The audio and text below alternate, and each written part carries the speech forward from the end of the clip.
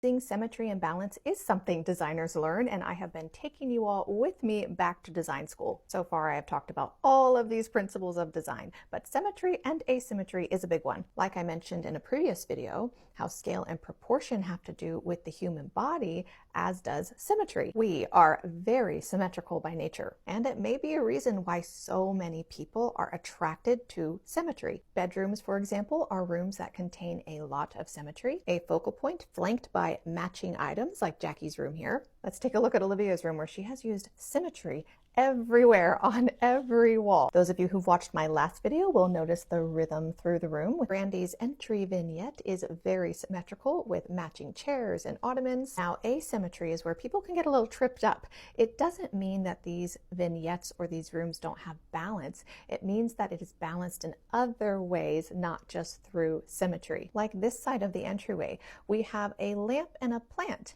and a focal point of the mirror in front. Not perfect symmetry. It is heavier on one side of this console table. Here's an entry from one of Jackie's clients where we have a lot of asymmetry, but she's added some symmetry into this vignette of the console table. This wall as a whole is very balanced with this heavy chair and light ladder with this heavy tree. They aren't the same items and colors, but they are balanced in their proportional weight. Now, a lot of mid-century homes loves asymmetry, like the fireplace box not centered on the actual fireplace. It is asymmetrical. But let's notice how Jake has tried to balance the weight of this room with this tall stack of wood here and this tall lamp on this side of the room. We do have the focal point of the TV and the credenza in the middle here, balanced by height and visual weight, even though these items themselves are creating asymmetry. The room as a whole is balanced, not in the items themselves, but in the scale and proportion of the room as a whole. Our eyes love symmetry, yes,